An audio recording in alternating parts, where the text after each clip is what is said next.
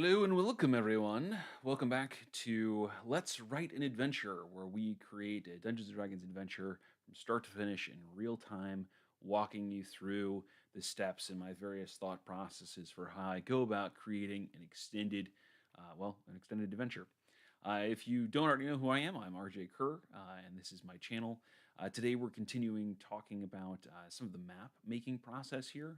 Well, I guess demonstrating some of the map making process here, where we're going to dig back into our map of the Berg, which is our sort of central dungeon location that takes up, oh, about probably what a quarter to a third of the adventure, where much of it is centered.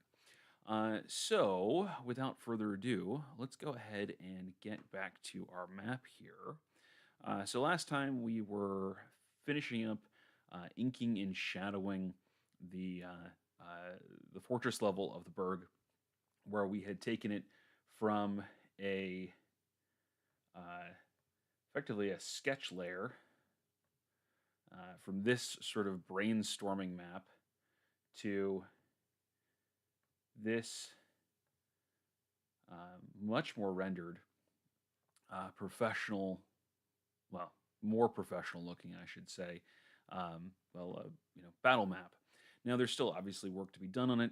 We're going to continue filling in some of the hatching here as part of this today, so we can kind of put a pin in this particular part of the map before we move on to the mine level, which is another important part of our adventure, and one that'll actually go a little bit faster the construction.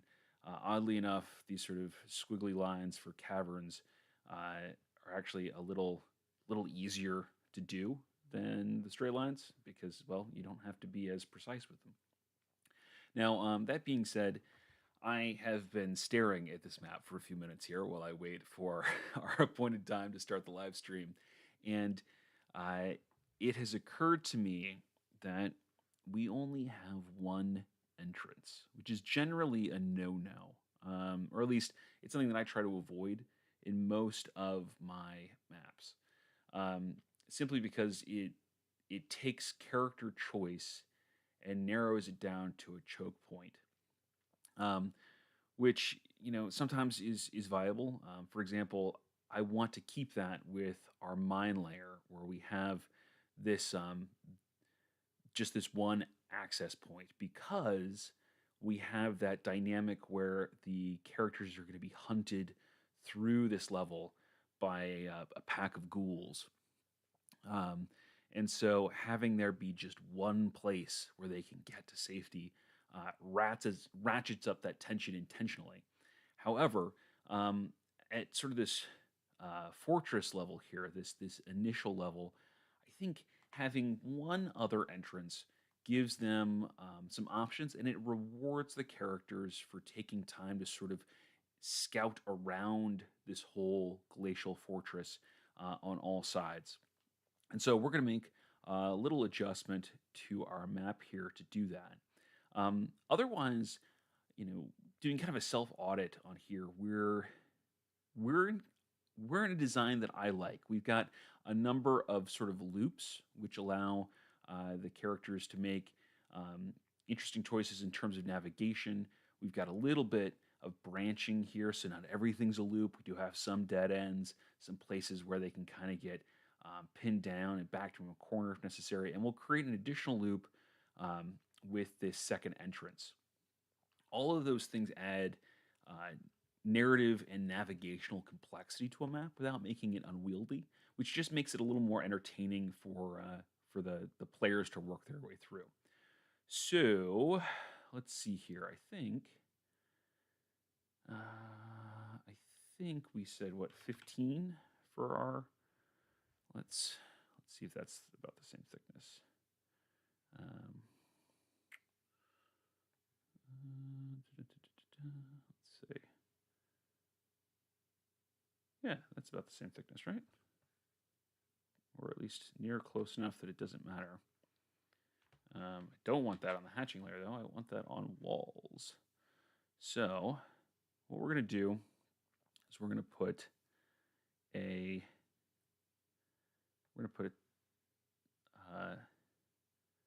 tunnel here.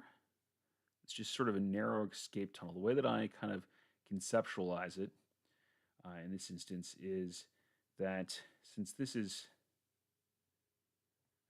our royal apartment, right? This is where whoever the leader or sovereign of this place used to live.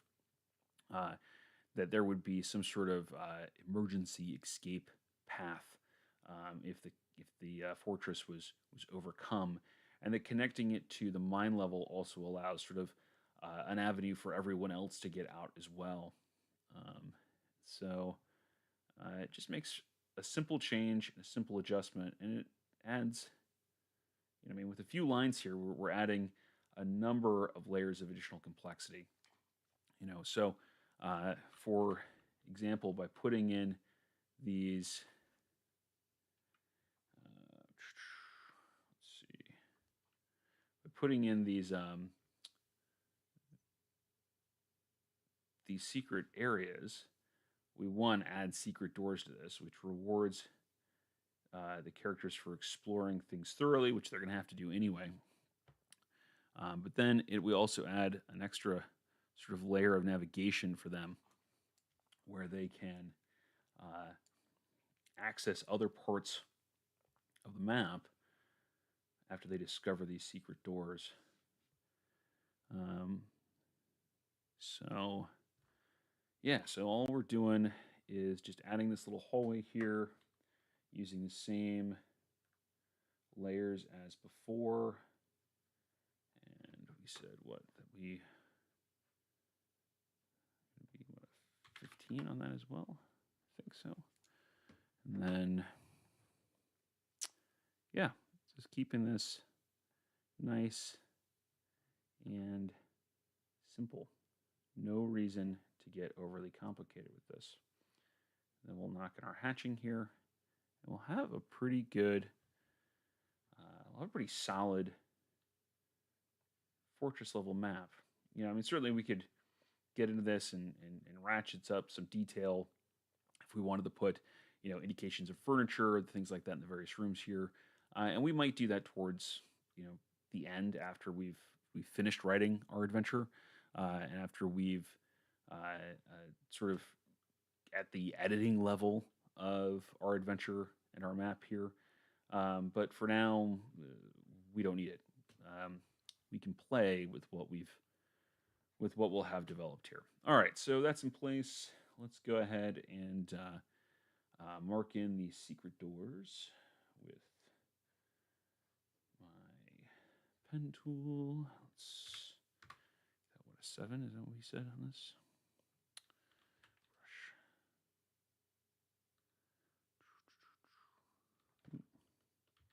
No, we said it was a 10. We made that a little beefier last time, didn't we? A little beefier so they stand out.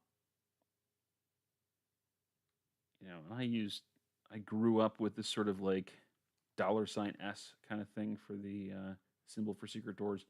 That's, certainly not the only symbol that exists for that. I've seen recently more that are using kind of this symbol. It's a line through. I gotta say, in some instances, I really, really like that. But we're gonna stick with what we've got here for them. We're gonna stick with the symbolism we're using for the moment here.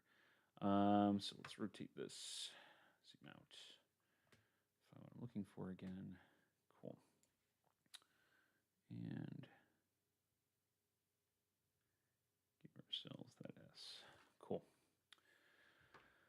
All right, rotate back over because I want to work with it in this orientation.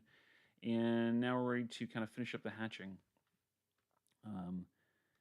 This is a part of, well, before we do the hatching, I kind of want to put some gradation lines here just to kind of give the idea of depth.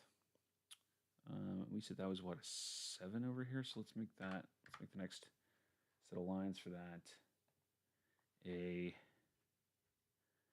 5. We're just gonna, yeah, I'm on the right brush, the right thing. Okay, and we're just kind of, ooh, maybe that was a 10 that we had there. Let's try it's 7 again. Yeah, it must have been. Just doing like some like almost kind of like topo lines here.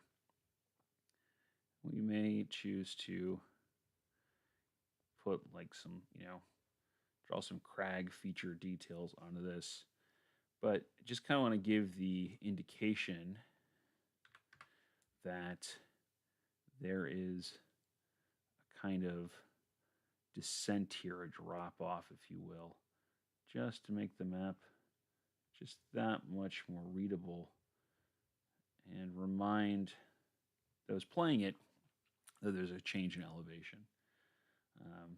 And to do that, I might come over here and put in a couple, crag lines. There's a whole bunch of different ways to do this. I will frequently just kind of draw some straight lines in here on a, on one of the layers that's not the walls or whatever layer I put those lines on, just to give it kind of a little sense of cragginess. And then I can come in and clean up those lines with an eraser tool later. It just makes this a little bit, some of those lines, it just makes this, gives it a little more detail, a little more character to it. You don't have to go nuts with it. It's,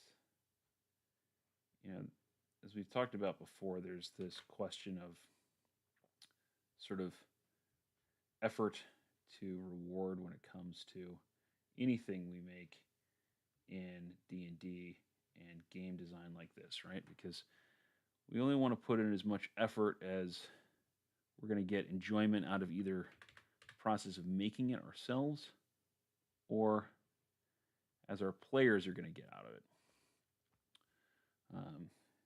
So we don't need to get too in the weeds for this kind of stuff most of the time. It's one of the reasons I prefer making my maps in something like this, where I can do very kind of line art symbolism maps, because they can take some time to do, but they take infinitely less time than if I was going to try to make something like this in like Dungeon Craft, which admittedly a incredibly powerful, very cool program that does a lot. My problem with it is that it looks, to my eye, very empty unless I add just an enormous amount of detail to it. And I will find that I spend just hours working on the smallest battle maps, and then even then they don't quite turn out the way that I want because I can't get the shadowing just right, and I'm limited in shape by what its polygon tool will do, and I end up a little bit frustrated and with a map that is really functionally only marginally better than what I'm creating here. So that being said, that's not to say that Dungeon Draft, is crap and you shouldn't use it. Blah blah blah. Hey, use the tool that works for you. That's really the hallmark of any creative process. Is that you want to use what you need, what meets your needs, and not just what other people are using. So, long-winded way of saying, do this however you see fit. And we may find, as I work on this, that perhaps it looks a little overworked at the end here if we're We've got just kind of straight line art for everything in this detail in this craggy section. We may decide that we don't want it, but I don't know. We'll see. We're going to see how it plays out. I tend to like it. I think it adds just a little bit of narrative to this. And it kind of reminds the players, as they're on the map, that there's a drop off here in a way that doesn't just involve me drawing lines and writing numbers next to them. Not that there's anything necessarily wrong with that.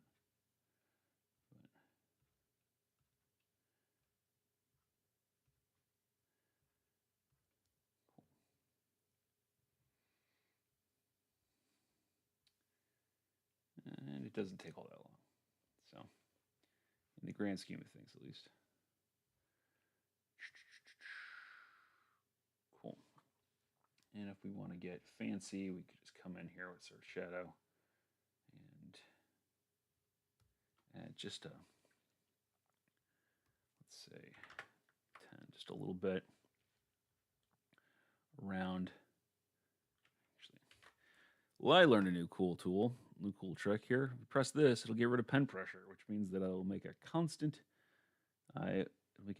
opacity or a constant thickness, which is kind of what I'm looking for here, right? So, because I just want the shading to be a little bit consistent as I just kind of trace this line. And all this is going to do is, again, it's going to give us the illusion of depth here. In this case, that there's a little bit of an overhang, as we might see on an eroded surface. You know, so as the, might put a little thickness there since it kind of bows around a little bit. But this is not so much that we're following the same protocol as the interior there, although I might regret that in a minute here, but we'll see. But more of that, there's just a little bit of lip at the top here that indicate that it hangs over this escarpment, just a little bit.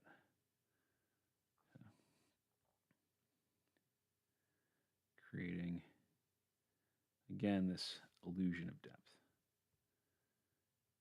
which makes it just all the easier for your players to understand.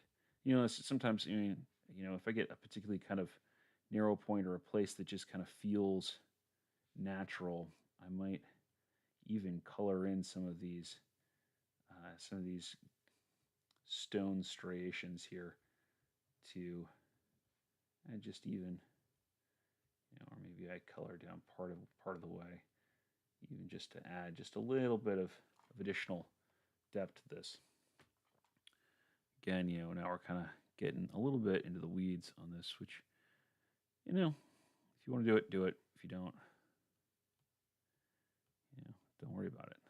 So, I'm not really worrying about it too much here, just kind of adding it where it makes sense to me. And remembering that everything looks a little worse up close. You know, whereas you'll find that when we zoom out, this all looks a lot cleaner. And let's be honest, even on a virtual tabletop, how often are your players going to get this close to the map? Not very often. And we could do the same thing for this other striation down here. I don't know that I'm going to worry about that. I am, however, going to come over here and clean up some of these. Shoot. I'm going to return pen pressure when I do that again.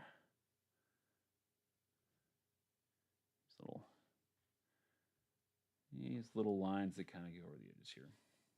Let's clean them up where we see them. No big deal. Cool, cool. Get back to shadow. See, is there anything? Oh, anything over here I want to clean up just a little bit.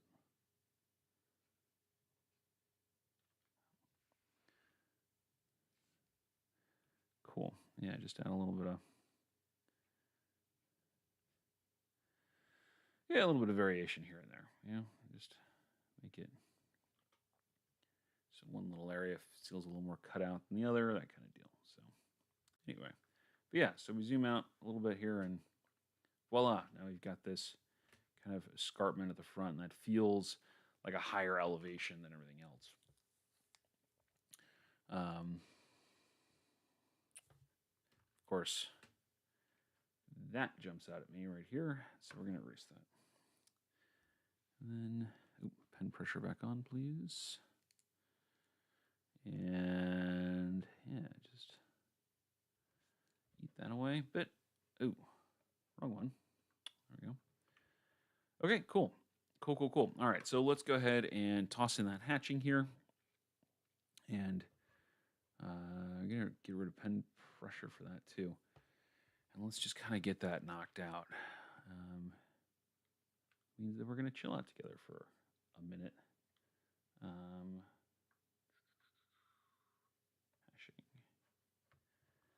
And these are 50, I think.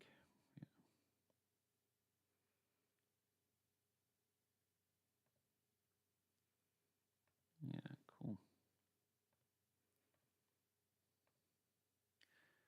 Yeah, so gotta tell you, I really enjoy this part of map making sometimes. There's just something so relaxing about this. I think I mentioned that last time. But there's a lot of creative burn, I think, that goes into creating adventures like this out of whole cloth. So giving yourself a little room to breathe too, especially partway through the adventure writing process. About halfway, where we're, or maybe a little over halfway, kind of like what we're doing with this. It gives your brain some time to rest, and you may start to see things that you missed before because you were just too deep in the weeds. It is so easy when you're doing creative work to kind of get yourself all tangled up in the details and overlook things that would be obvious to anybody who had kind of the luxury of being able to take kind of a step back. And that's one of the things that's so that makes it so important to take breaks when you're doing a big project, especially something like this, where this isn't the kind of thing that we would just kind of toss together to get ready to play a session that was going to happen even that weekend,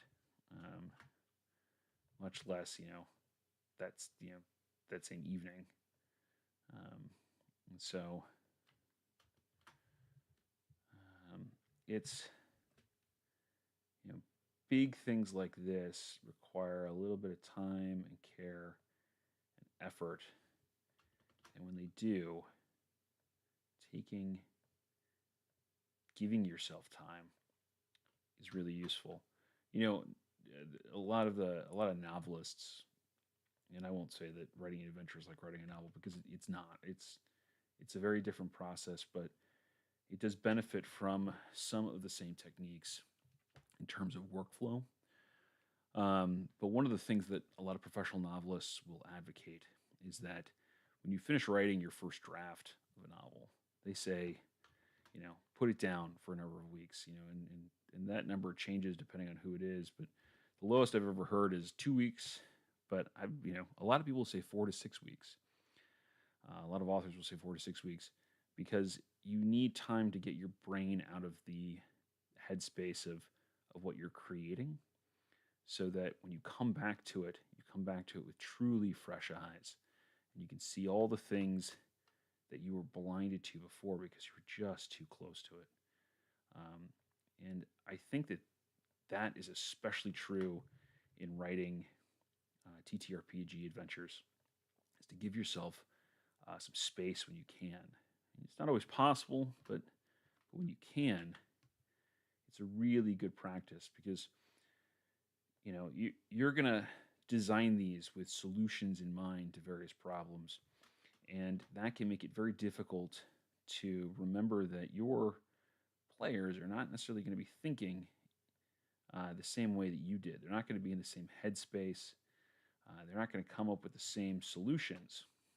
And so, uh, giving yourself a little bit of room to to distance yourself and to come back with truly fresh eyes is a really good way to make sure that you um, aren't railroading or pigeonholing your players because you were, or perhaps you don't have an obvious gap, right? I will tell you of a time early on in my in my time as a dungeon master. One of the first, oh, it's killing me. One of the first times that I really was really truly trying to write an adventure, a complex adventure, all on my own and without any kind of without building off anything else or without trying to just modify something that already existed, but make something from scratch. I wanted to put a maze in one I had, and I had this whole idea about the characters, navigating this maze and ooh, what they were going to have to do to find their way through, and putting all the little pitfalls in there and all the things that make mazes so much fun and difficult to navigate and yada yada yada yada yada and I forgot that they were high enough level to have things like fly, and they could just go up over the walls, or they might try to climb the walls, or you know all kinds of like little things like that I got into a headspace of, oh, they're gonna have to navigate the maze. Well, hey, you know what? Unless there's a reason for them to not have, a reason for them to have to navigate the maze, something that makes sense, and it isn't just a like, oh no, that doesn't work arbitrarily. Um, then then it's a perfectly viable option, like for them to go, oh no no no, we're just gonna climb on top and we're gonna walk the walls and jump the gaps, and that way we don't have to deal with all the things that are down below. Um, and that's viable, and there's nothing wrong with that. And there are ways to turn that into an exciting adventure. But at that early stage, when I was just so focused into that headspace of, oh no no no, this is the solution. This is what they have to do. It made it really difficult to kind of all of a sudden adapt to that uh, shift in mentality when I was just completely not expecting it. And in hindsight, it's so obvious, right? I think any veteran DM at this point would would absolutely kind of see that pitfall, right? And I certainly would now. And if I had taken a step back then, I would have seen it too, because I would have given myself the space to think about it like a player and how I was playing that adventure, how I might try to use the information that I was given to solve the situation put in front of me. So a little bit of space is worthwhile, and I guarantee that I don't often like to guarantee anything in creative endeavors, but I will go so far as to pretty much guarantee that when we get back to writing our adventure after finishing up this most basic level of our maps, that we are going to see things that were perhaps obvious to you, since you kind of have the benefit of hindsight as well to some degree, because you're not pouring this adventure out of your brain. You have your own thought process that is different from mine, and therefore has value. It had value either way, but it especially has value in creative endeavors when somebody else can give you a different point of view. Um, but I guarantee we're going to find stuff that we need to modify or change because we're thinking about it now in a different way. So, voila, we have a playable, clean looking map for the fortress level of the Berg. And maybe, sometimes I like to come over here into the grid. Yeah, we've locked the transparency on that. Cool. But I will like to, since it's inverted, we want to use just a regular pen tool.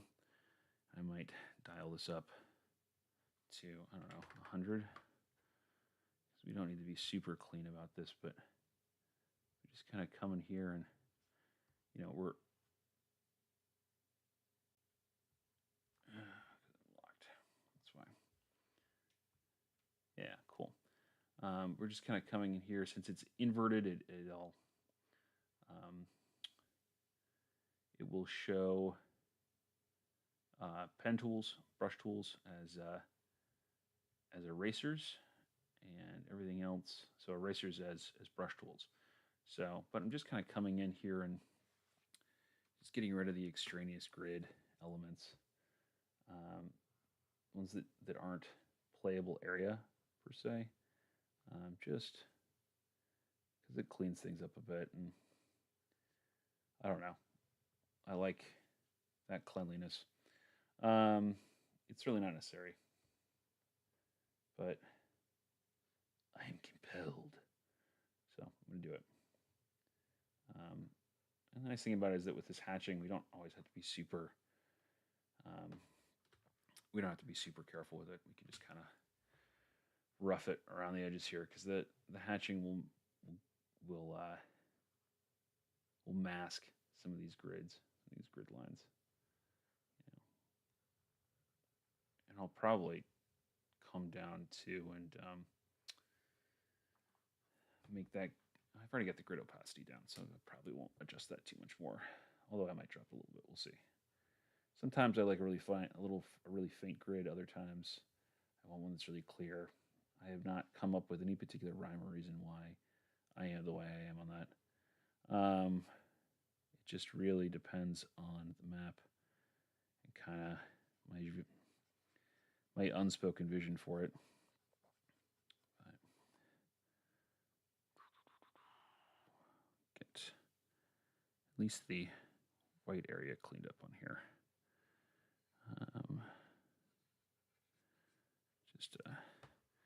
Just to make this look a little, I don't know, again, a little more professional, maybe. Use that term. Although, really, what is professional creativity? I don't know. Define that for me. Yeah.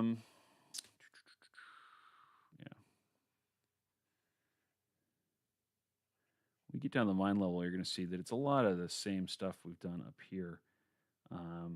We're just kind of repeating the process. Get a little faster, because since we've already done it, I don't know that I'm going to spend a lot of time repeating myself. So we may just chill and talk while we do this. So, I don't know why I'm trying to be clean about that edge there. It's going to get erased on either side.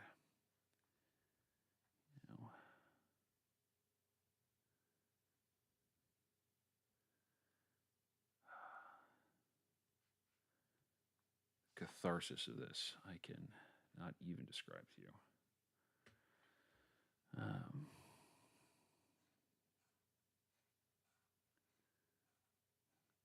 Oh yeah, oh yeah. This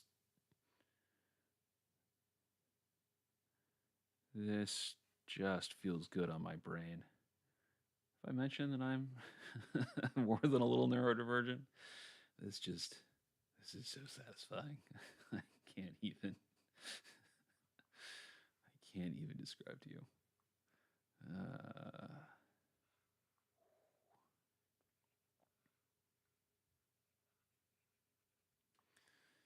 All right. Yeah, let's dial that down. That 50 to get in the corners. Oh yeah.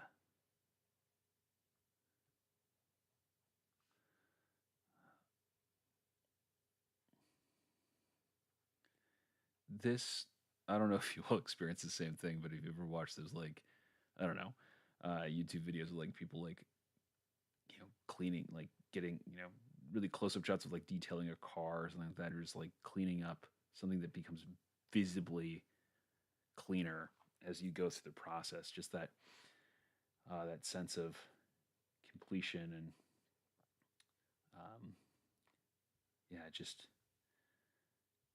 that movement towards the fight against entropy. Um, yeah, this is hitting my brain in those exact same spots. Uh, I imagine there are other people who are like that, although probably not everyone. All right.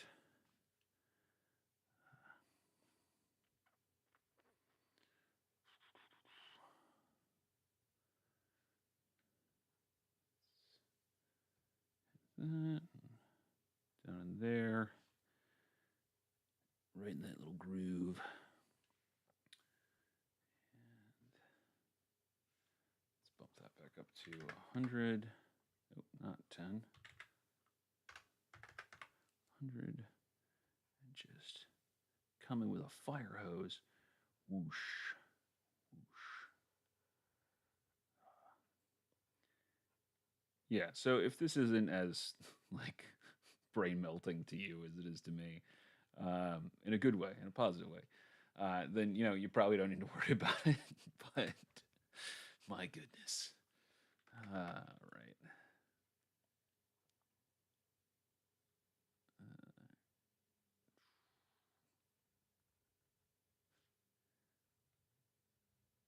I don't know if any of you are fans of the Venture Bros cartoon, but there's that episode in season one, season two, where Dr. Girlfriend infects Dr. Venture with that serum that starts turning him into that turns him into a caterpillar, and he has that scene where he starts weaving a cocoon, and he just uh, Hank asks him why he's doing that. He just says, "I don't know. I'm compelled for whatever reason. While I do this, that is playing on loop in my brain." But look at that! Look at that! Doesn't that just look so good? All right. Moving on. So, the Berg. Um, so we've got our sketch layer here, which means it is time to hit up that ink layer. We'll say walls. We'll get back down to our inking brush here, our rough ink, and we're going to dial that up to 15 again for this. And so one thing, kind of looking at this, that let's first of all, let's put that back on there.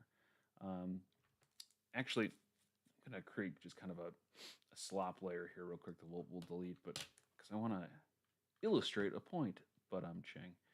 I'm gonna make kind of a quick down and dirty highlighter here real fast. Okay, so when we come through here, let's crank that up so you can actually see it. One of the things we want to look for when we're kind of auditing a plan is we want to add complexity to the map in a way that doesn't make it too complicated to run, but also doesn't make it like just, you know, baby town frolic simple for our players to to you know to come up with a navigation to figure out how everything kind of fits together. And so one of the ways to do that is to create loops, right? And so that's going to make it a little more difficult for them to navigate and piece together, but it's also going to make their navigational decisions matter a little bit more. And so one of the things I like to do is kind of come down to a map like this and identify where the loops are, right? So where the you know where the paths characters might take to get where they're going. And we'll notice here that we have very small, meaningless loops, right? Because there's two connections to the same room, they go to the same place. So we probably want to fix that. We want to create some connection between some of the spaces like that. We'll probably want to put maybe a secret door in here. I could also see maybe a secret passage here, so it connects to the larger loop. Um, we could have a passage here, maybe one that maybe the workers have dug for their own convenience, and so we create another loop kind of deal there. There's nothing wrong with having some of these dead ends here, and in fact, for this particular adventure, I want there to be some dead ends because we want there to be some corners that the ghouls might corner our players in. So we're going to make those little adjustments to our sketch as we go, and we don't necessarily need to draw those out um, because we kind of just have now with this little highlighter layer. So instead, we're just going to get into inking it right away. It's good to go through all these steps, but again, you really only have to go through the process as much as you need to get a sense of what you're doing here. So when I sketch this stuff out, I don't always put this level of detail into my sketches for myself because I'm in my own brain. So I know what I mean when I just put a circle here and a line there. You guys don't necessarily. So some of this is for your benefit. And so when you're doing it for yourself, you don't necessarily have to hit all of these points. But as before, let's go ahead and start kind of hacking in these details. Okay. Cold storage needs to be, or cold iron storage needs to be a dead end, simply because it is kind of the point of it is that we can't access it without without getting the keys, right? So we don't want there to be alternate ways in. So let's put those in there. Nice thick subterranean lines. I guess, yeah, this would be the part of the Berg that is actually underground. So yeah, subterranean still works here. Fortress would be what? Superterranean?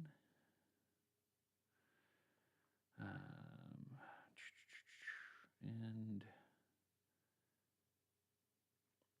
I kind of think most of these additional loops that we just talked about are kind of going to be secret passages. Not all of them, but some of them. Just because we don't have any secret passages down here, and why not? Let's add them in. And so we'll go back in and add those in a minute here once we finish up some of this line work. Okay.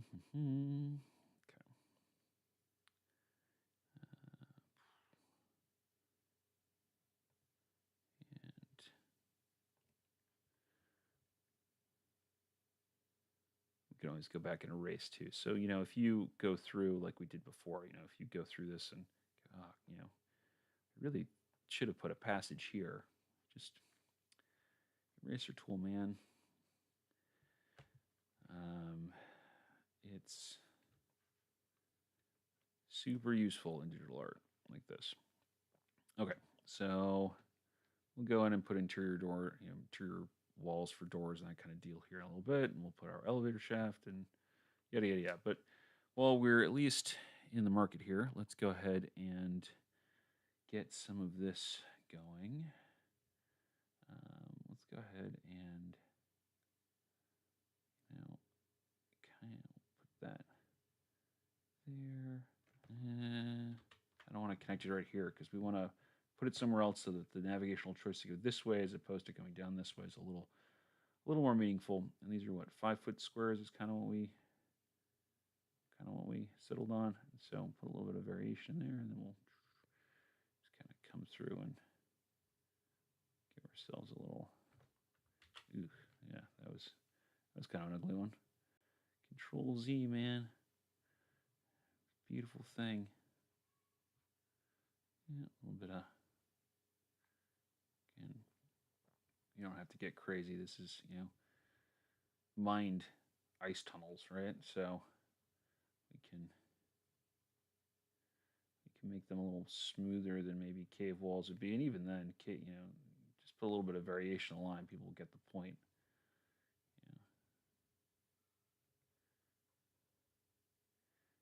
Putting a little bit of curve in some of these. Kind of branch off here as again create some of these dead end fingers. And you know, so we're not really worrying too much about sticking exactly to our plan here. We'll go in and clean things up and kind of let where the variation takes us take us. So, so get kind of some of those blind ends in there. Those are useful.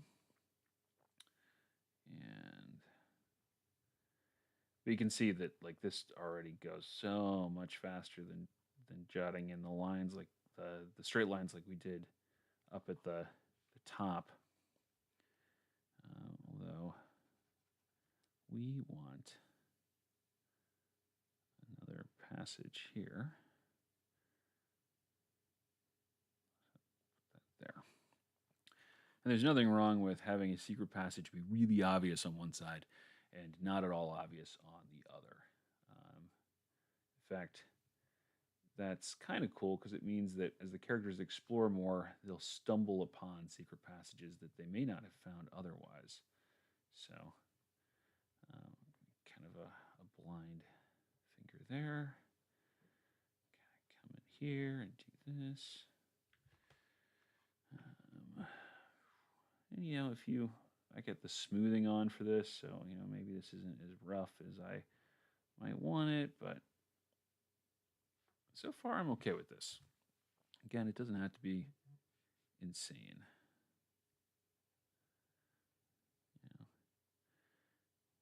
There's no reason that to make things harder on ourselves than they genuinely need to be.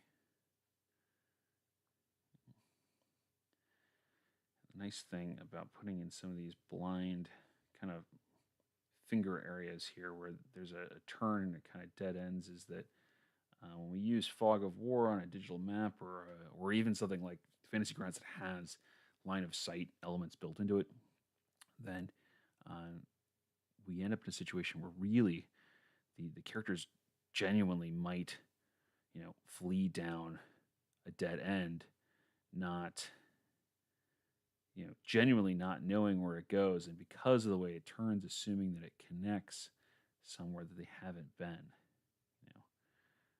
especially with kind of how these tunnels, loop and shift about here.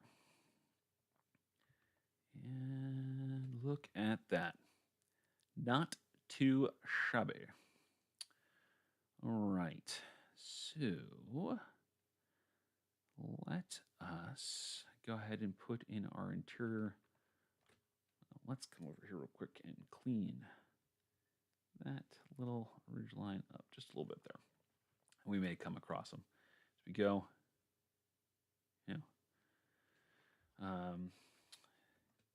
So we've got this network of connections. As we build this out, we may decide that we want to put cave-ins in certain places. For example, take things that would be logical connections and kind of segment them or cut them off in places. We may want to add crags and ravines to stuff. But that's all, again, stuff that we'll probably add later after we go in and finish filling out the rooms of the burg. Because they're more incidental elements, and we don't need to add a whole bunch of stuff that doesn't necessarily move the story forward, unless it's particularly fun to play, right? So we don't need to add stuff to just add stuff. All right, so let's add some doors into here, and we said what the interior walls were 10. Is that what we said upstairs? Say upstairs for the upstairs space. Drop those in. Again, you can really worry about these being plumb if you want, or being really flush in places, but I just don't. I'm just not. I'm just not going to worry about it. I think that being carved out of living ice, some of this stuff just would shift over time, right?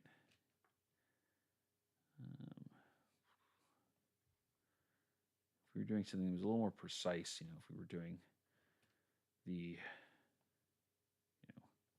stronghold of a dwarven clan that was renowned for their craftsmanship, okay, then maybe we get in there and we make sure everything's at a right angle and yada yada yada. But not for this. All right, I'm going to turn off that loopy layer there because it's kind of in my way. And now I think we're ready to toss on some doors. So let us do that. I have for other things built other door icons here, but they're the same process that I used for this kind of stuff. We'll go ahead and use the one we've been using for this though. And let's hit our 50 here, and we can just brush tool that. Put that in. Put that in. And knock these out like we have before. None of these need to be. Except that I'm putting these in the wrong layer. Yeah, how many times have I done that? Oh well. While we're here, let's go ahead and put a connection between our forge and ore processing. I don't know if this needs to be a secret door, but we're going to make it a door, definitely. So let's kind of, it's clean enough. Look at that. Every once in a while, do it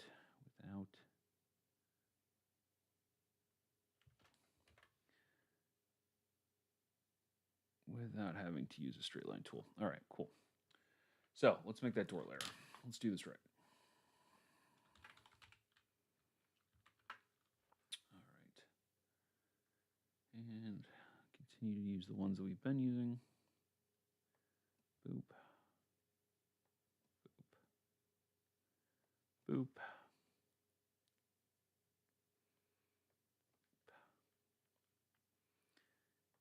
There we go. There we go. And I think we're going to make that one a secret one, because that feels like the lazy man's entrance. Like, I imagine that this entrance right here is not like an official. It's that like a couple of the miners got together and they're like, well, we always have to work over here, and I don't want to have to walk all the way down around here. So they like dug themselves that tunnel, and then because it wasn't like up to code or whatever, they installed the secret door so they could just kind of sneaky use it on their during their workday. Not that you have to make up stories like that, but I like to. They make some of this stuff just narratively make more sense to me. And there is nothing wrong with that. Okay, so let's put that door here. And then we need secret doors, which, that's right, we didn't do one for that. We're just drawing those in. Even easier. So let's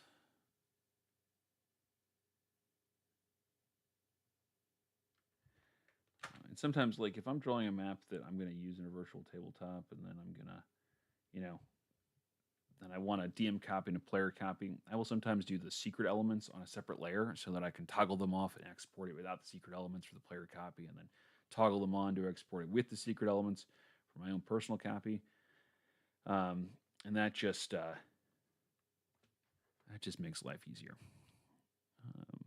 So let's get this guy down to the left so we can get the secret door drawn in here. And you may decide that you want to make your own stamp for secret doors. I have for other maps. I've done them for things like concealed doors and chests and windows and fireplaces with varying degrees of success. Um, and I found, as I've been playing around with this, some things are just easier to just like recreate every time because you want them to be a little different size, and other things, it's really useful to just kind of have a uniform stamp. Doors in particular, really useful for a uniform stamp. Okay, so let's go ahead and pump in that white fill on each of these. And dot, dot, dot, dot, dot, dot, dot. And there we go. Cool. Groovy, groovy. So let's get that back to normal rotation because for whatever reason, my brain just wants to work with this thing vertically. And you know what? I'm not in the habit of fighting my brain when I don't have to. Okay, so let's go ahead and get rid of that sketch layer. And again, we've just kind of got some basic lines here that don't really read yet, right? Yeah, theoretically we could put people into this, but it's not necessarily intuitive what's playable space and what's not. It makes it harder on ourselves. So on the fortress level, where I went through and did the shadow first, there's nothing wrong with that. Doing that here, I think I'm going to put the hatching in first on this one, just so that it's just a little easier for me to look at this and go, oh yeah, this is a dead space. This is a playable space. And just make it easier to kind of read as I go through and walk in, and then put the shadow in later.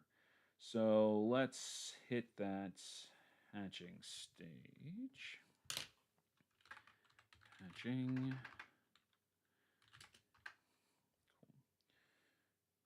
Yeah, I spelled that correctly. Okay. Come back down to our hatching brush. Turn this back to black because I will forget. And our brush. And, for this map, we're going to leave that hatching at, let's turn off our pressure sensitivity here. We're going to leave that hatching, that size that we've got here, that 50 pixels. But, if you wanted denser hatching, for example, you could come up here and say, 25 pixels, right? Because these are 50 by 50, so that puts this as half. And then you could end up in a, something like this, that when you scroll out, when we fill in, for example, like a place like this, it's going to look a little denser. And you might decide that you like that look, right? That might be more of what you're looking for. For this, not so much for me. I like the full size for this particular map. I've certainly done it other ways in other maps, and there's nothing wrong with that, but I like it here. So since we've got so many organic elements here, I'm not going to try to even do this with a line tool. There's only so much benefit we get from doing that. So instead, I'm just going to kind of color this in. And again, I turned off the pressure sensitivity on the pen, so I don't have to worry about getting lines that are, or getting hash marks that are a little fade in comparison to others. As I kind of just work through this. But you'll see that, as I'm sure you have noticed, we spent 3 sessions working on the other map, 3 of these live streams, and today we're like at our time. I was going to go for like another half hour, but still, we're already almost completely done with the same level of detail for the mine level. 1, because we're not having to talk our way through it the whole time, but 2, because organic lines like caves are just easier to toss in because it's less obvious when you do something that is out of place. And you just don't have to be so clean and precise about them. So I think we're going to just continue on for a minute here while I at least get the hatching done on these various spaces. Maybe not all the hatching. Maybe we're not going to get all the detail in that we normally would, but feel free to stick around with me if you like. But I don't like working on this when you guys don't have the opportunity to see what I'm doing, because that drives me absolutely insane in videos and programs that talk about, oh yeah, we're going to walk through this. And then all of a sudden, we blink a step ahead and it's like, well, you know, in our downtime, I did these 12 things. And you just end up with these gaps where it's like, did I miss something important? Did I not miss something important? You know, did it not seem important to the person who was doing it, but it is important to me since I have no idea what I'm doing? And there's a cognitive bias between the absolute novice and the expert. Not that I'm an expert at this, but it is often, that's why it's often easier to learn from somebody who's similar, who's just a little bit better than you at something, because, you know, the gaps between the things that they think of automatically and just kind of do without thinking are going to be much smaller than what they would be between, sitting down with somebody who's an absolute expert, right? So for example, if you've never, ever, ever written your own campaign before, if you've never really DM'd, and you try to follow the advice of, true experts and masters, people like, Matt Mercer and Brennan Lee Mulligan and, Satine Phoenix and other people that I'm certainly forgetting off the top of my head here, but just people who do this all the time for a living. Sure, you're going to learn some stuff, but there's going to be big areas of that are just not going to, they're not going to be as intuitive for you because you're not in the weeds on this, or you haven't been in the weeds on this as long as they have. There are things that the expert considers automatic that the novice still must learn, right? And so it's often better to learn from somebody who is at the intermediate step when you're at the novice phase. And then once you're at the intermediate, start learning from the experts than it is to try to jump straight to the experts, which sounds a little counterintuitive. I won't bore you with all the details on it, but if you are interested in that kind of thing, there's a great book called Decoding Greatness, and the author's name is escaping me at the moment, but really worthwhile. They talk about that a little bit there in terms of kind of how you go about achieving expertise in something, and it has nothing to do with 10,000 hours of practice or what have you, although that certainly helps. But there are other ways to kind of jumpstart your learning process, and one of those is to learn from people who are much closer in experience level to you, one or two levels up, right? So that's why those of you who have, who are in college may find it easier to learn something from the TA than your professor. You may find, that things click a little faster when you're in study groups with your friends as opposed to when you're sitting in class sometimes. It's because they're having to do similar processes as you to learn.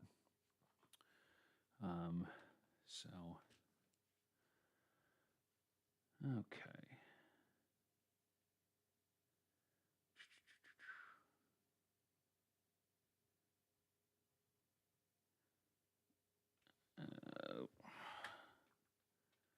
Cool. Anyway, we're almost done with this hashing, and I cannot abide by the idea that we're going to just pick up and finish like 2 seconds of hashing next time before moving on. So we're going to get this done. We'll pick up with the shadow and some of the detail next time, because we still need to put our mine shaft in there, right?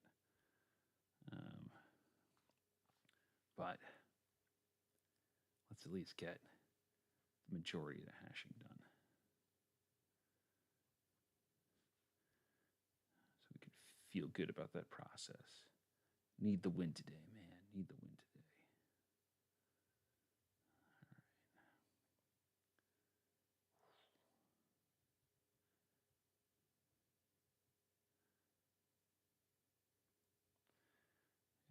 So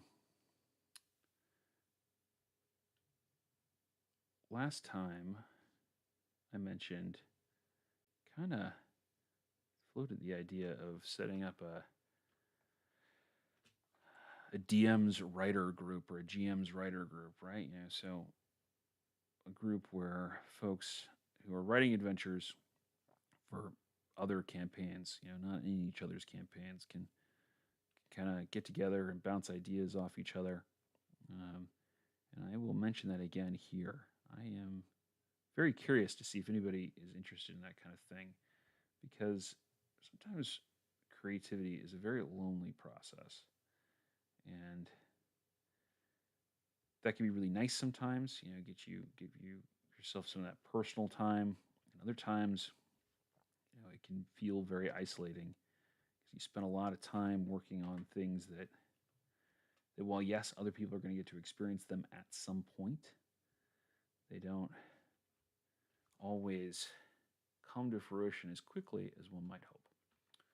So, if that's something that interests you, let me know in the comments, and we can look at getting something like that set up.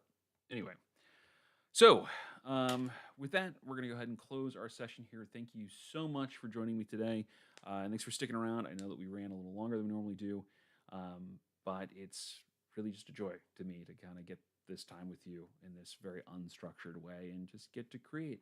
So it's a highlight of my Saturdays. So again, thank you so much. If you've enjoyed this video, please like and subscribe. Hit that bell icon so that you never miss a video. And thank you again, and I'll see you next Saturday. Talk to you then.